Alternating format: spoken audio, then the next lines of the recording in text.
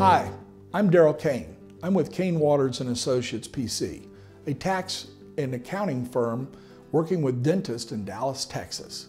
And my expert tip today is to talk about the new pass-through rules that allow businesses to write off a portion of their income against the taxes. So we've all heard about this new tax law and how corporations have gone from a 35% tax rate to a 21% tax rate. How does that affect, though, for example, a person like myself, a CPA, or you, a dentist? And the answer is, under the law, we are specifically disallowed from getting the benefit of all of the pass-through income.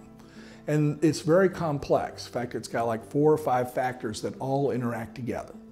Number one, if your income is under $315,000 on your W-2 wage, which you got to plan what that is, then you can get the benefit of your pass-through income, which is your income that passes through to you personally through an LLC, an S Corp, or a partnership. But the ability to deduct that 20% is also based on how much salary did you take or did you not take.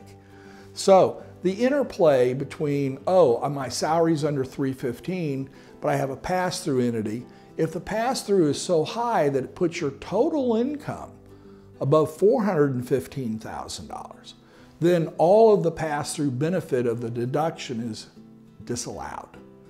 So what's interesting about this is on a per entity basis. So if you own more than one business, this is computed on each entity separately. So for those of us in the consulting, financial service business, the practice of law, the practice of dentistry, or being a CPA, all these rules come into play. So it's not as simple as you think, because to compute the amount of income that you have left over, you have to take a ratio of what your salary was, what your total income that passed through.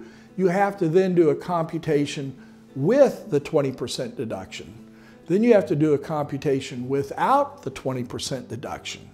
And then you get to see what part of the deduction that you take. Super complex.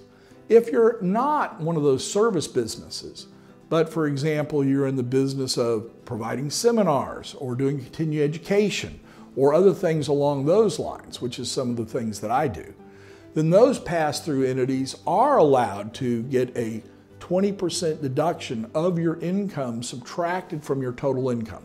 Keep it simple. Let's say you have $100 of income, then $20 of that $100 is a deduction, reducing your income to $80, and then it's taxed at the lower graduated rates that they passed under the new law. So, one last thought. People ask me, what did this tax law do and for who? And the answer is, for people that make under $50,000, maybe they save 600 bucks. For people that make between $50,000 and $150,000, maybe they save $1,000. For people that make $150,000 to $400,000, odds are they pay more in taxes. And the people that really get the benefit are people in the real estate business and big corporations. That's my tip for the day.